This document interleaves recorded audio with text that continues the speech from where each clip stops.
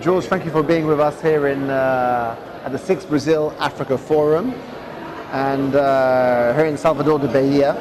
So your institution are experts in trade finance and in enabling trade and economic activity across the continent between African countries and also between international partners.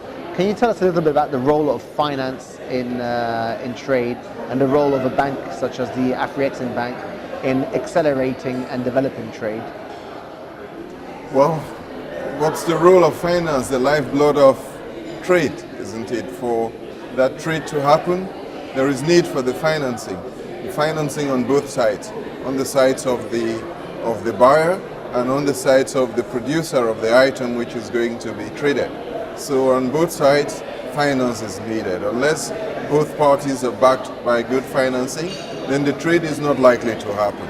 That's the significance of the financing itself. But in terms of the role that we play in enhancing that trade, the reality is that as a development institution, we first of all have to look at the nature of the African trade itself, see what part we're going to support, and see what we're going to do to change that trade so that Africa gets back a significant part of what it is trading, and not just so little of it. Okay, so what you're saying is now the emphasis is on making sure that what's being traded or the nature of the trade is of a higher quality. Is that right? Is that what you're saying? It's of higher value. You add a little value, then for that which you trade, you get back quite much of it. Okay, fantastic. As you know, the problem with the continent is that it's been trading not too much, but even to the extent that it is trading, the value that it gets out of the traded items is very low. It's a small proportion of what is available out there. And so if I look at an example like the USA, so institutions like Boeing, like General Electric, correct, they benefited from the Exim Bank in the US, yes, to sell their goods to some African companies. That's right. And but you're also part of that part of those transactions. Yes. So do you think that the institutions in Brazil should play a more catalytic role to enhance and develop trade between the continent and this country here? Well, certainly, we want to see them extremely present. We want them more bold, more courageous, the way the institutions you have stated do for their own countries. The Exim Bank of the United States for Boeing would like to see the institutions here, especially the state-owned institutions, do so for Brazilian products that are being sold to Africa, to support that trade. We'd like to see them do that for Embraer, for example, and do it extremely strongly, very boldly, because quite truly, that's what's happening for the rest of the world. Now, for us in Africa, obviously, those items which we do not produce yet, but which we need to produce the items of export, and for which Brazil has got some strength in, with the light processing.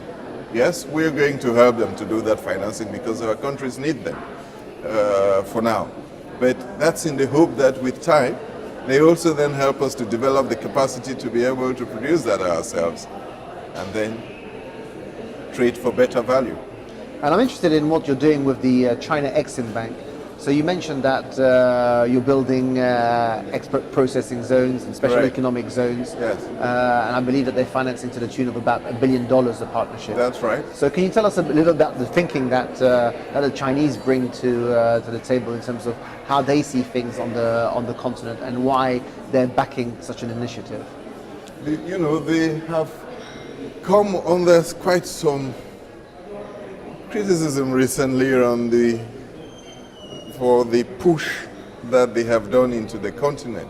But you have to recognize that the Chinese are probably the only ones who made it a policy to develop another part of the world. The Chinese leadership said, we intend to help to industrialize Africa. And here is, for the next few years, $60 billion for that. Now, if we develop the capacity to absorb that efficiently, profitably, beneficially for our countries, then obviously they will put some more. So the first thing is to be grateful to them and to say, well, it's not usual that someone says he wants to develop someone else. If that's what you want to do for us, we are grateful for it.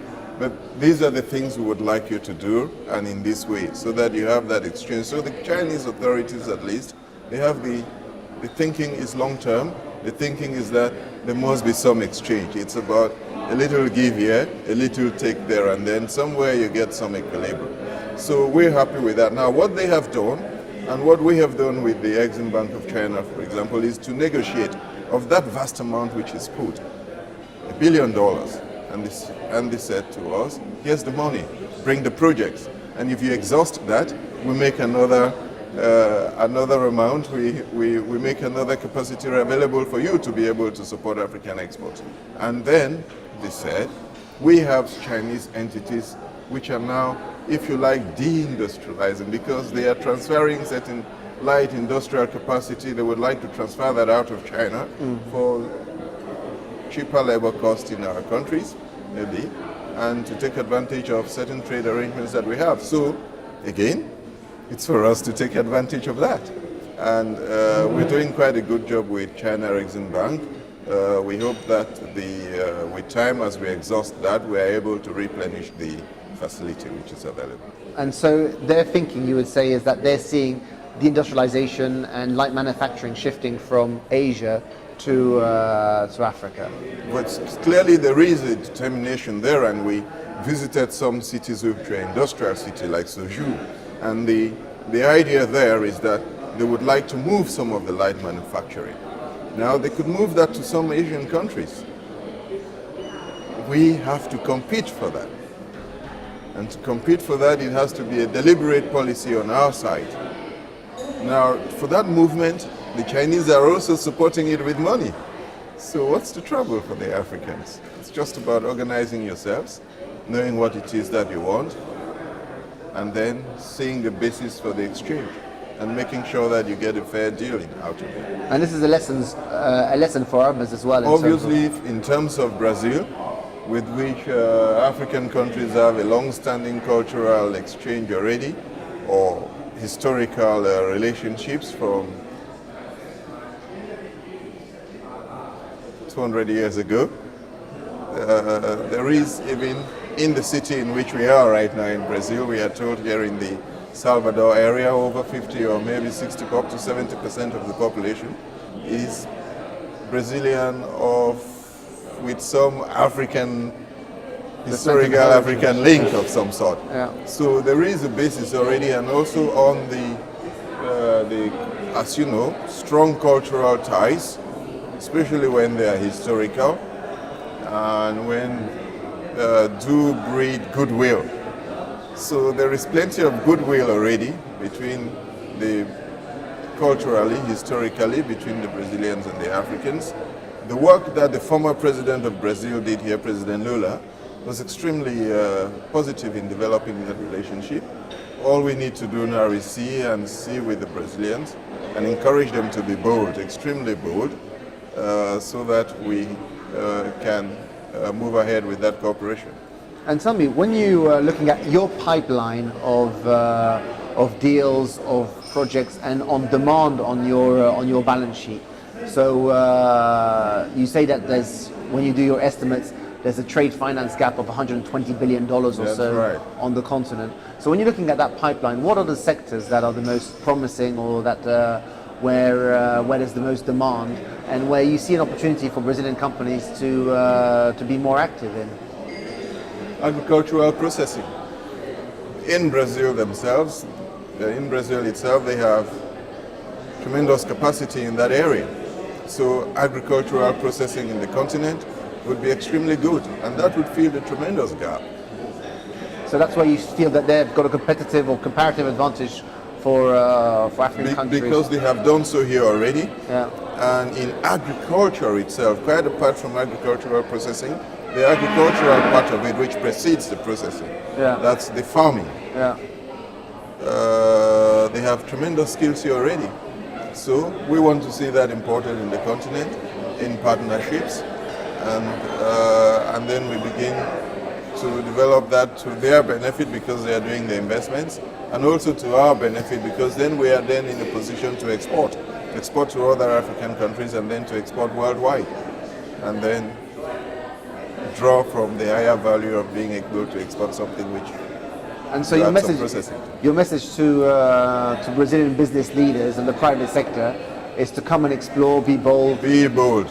And to partner with institutions such as yours. Be bold. That's the message to them. Be bold, be courageous. Remember in one of the opening sessions, you referred to Tunisia being a kind of a mix. Phoenicians from across what you would have called very old Palestine in biblical terms. Yeah. Then the Carthaginians, then the Arabs who came relatively recently to make what it is. It takes tremendous courage to make that movement, but it pays.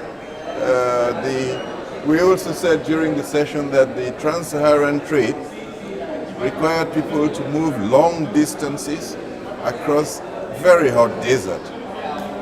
These were very bold people. Yeah. Now even the slave trade required plenty of courage moving people around from the West African coast all the way to the North Atlantic, and sometimes just across or for many of the Africans who were settled in Brazil, moving them across the South Atlantic. But all of that takes courage, even though that was courage of a negative form, but courage all the same.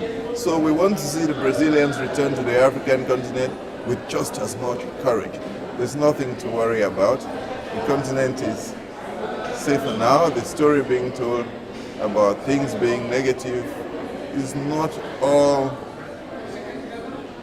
true. Absolutely. It's exaggerated, and the positive stories outweigh the negatives by a long way. Obviously. I mean, the other foreign companies are there. You just mentioned US Exim sponsoring Boeing shipments. If the story was all that negative, you wouldn't have Boeing shipments of aircrafts to Africa persistently, or otherwise what are the aircrafts going to do that? Absolutely. There must be someone in need of those aircrafts in that continent. So we think there is also need for other things which the Brazilians are good at. They should take advantage and just be bold about it. So the message to them is be bold. And we have institutions in Africa already which can take their hands. The African Export-Import Bank can do so. The African Development Bank can do so. The Trade and Development Bank for Eastern and Southern Africa can do so. Usually what was called PTA Bank, now TDB, can do so. So we're encouraging them to come. Fantastic. Thank you very much for your time, George. Thanks a great deal. Thanks again for the help. Yes, thank you.